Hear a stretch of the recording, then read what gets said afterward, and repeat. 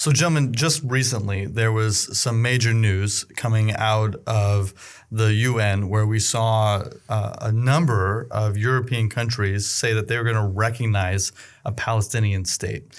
I'm curious your guys' take on this stance and what the right response is.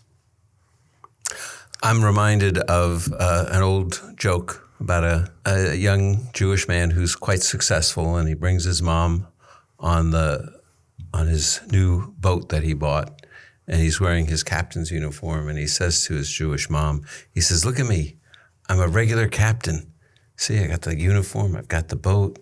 And she says, "Listen, by me you're a captain, by your father you're a captain, but by a captain, you're no captain."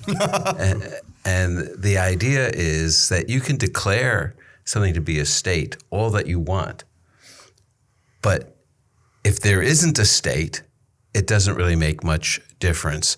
And by the standards of what governments recognize states to be, there is no Palestinian state as of yet, don't you think? I agree. In fact, it is interesting that even within the UN Charter, I'm getting away from the Bible for a second, just the UN itself, you can't just have countries vote saying, we're a state. It has to go through the Security Council.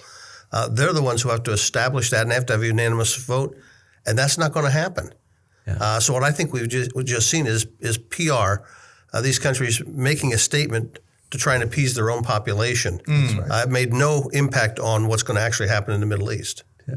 There's four factors that, according to a treaty in Montevideo, I think in the 1930s, about what establishes a state, and that is permanent population, which there is a Palestinian population. Sure. But effective government, no. There is no effective government. The Palestinian Authority is a failed government, and Hamas certainly isn't an effective government. And then the third factor are clear borders. There are no clear borders right. at this point for that. And so by those standards, and that makes it seem impossible to have declared a state.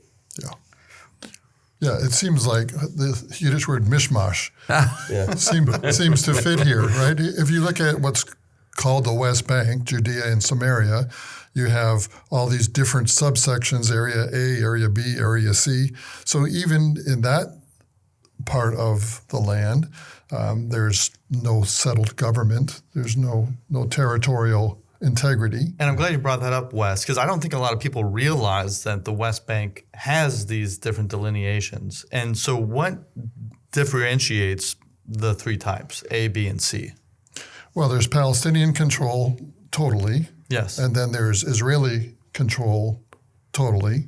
Israel, which is a very small amount of that, actually. Yes. Yeah. And then there's this kind of in-between where there's a mixed, but Israel has control over the borders. So there's no such thing as a Palestinian state that Israel has invaded. Right. And, for me, I would say I was historically illiterate about how this land got to be called Palestine to begin with. Yeah, I think most people are. Yeah. Right. So when you see the flag of what was the Palestinian territory pre-1948, it had a Jewish star on it.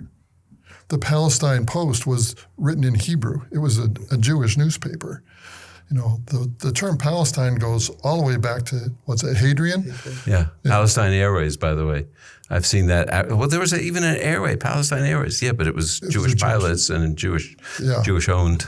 So most people don't understand the historicity of where the name came from. There was a Roman emperor who decided that he wanted to quell this nationalistic fervor of the Jewish people in their own land. And so he renamed Jerusalem to Aelia Capitolina, the capital of the heavens, and Palestinia, the territory. Syria Palestina is what he named it. After the Philistines, the ancient enemies of Israel. That's where the term comes from. Out of the land for more than 1,000 years. Yeah, right. And what he did is he was like, you know what? I'm fed up with these Jewish revolts.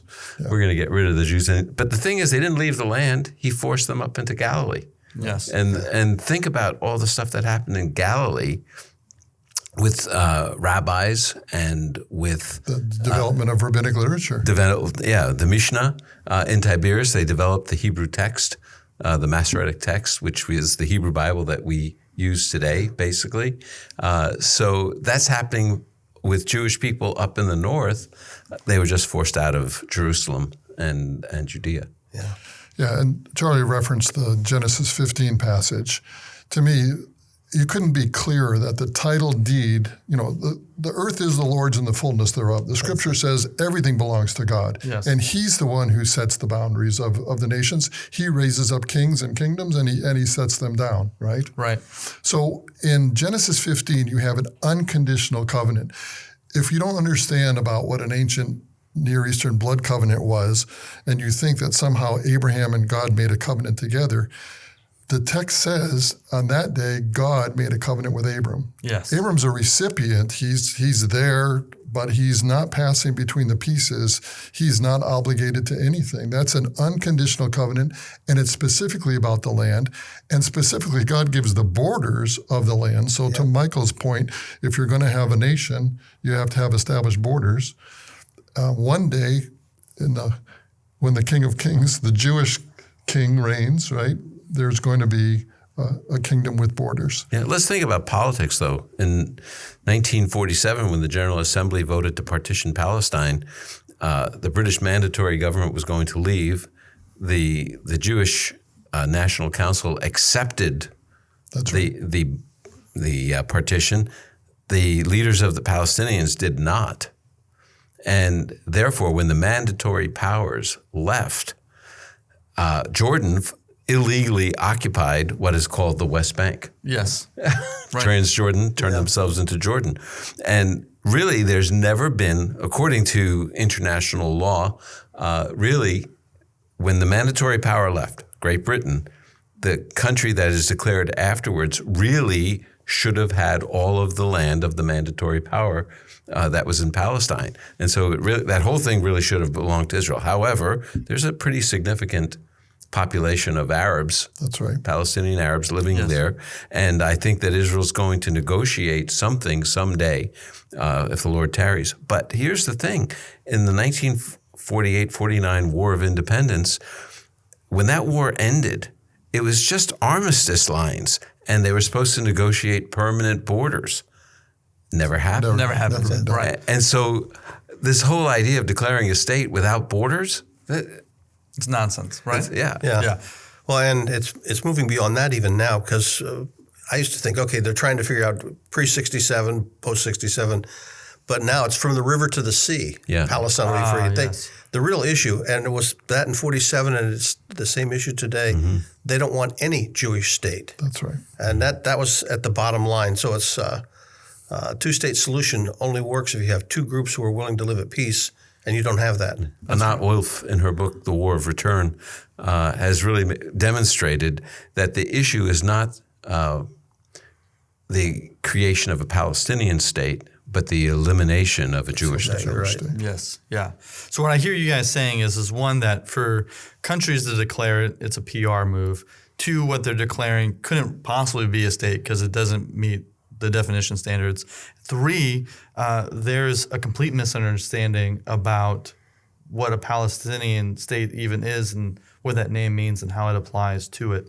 So from here, where do we go encouraging fellow believers and how they, interpret the things that they're reading in the headlines and the things that they're hearing their family members say? Because I know some people, they don't even want to go to family Thanksgiving and Christmas this year because of how intense this topic is bubbling up.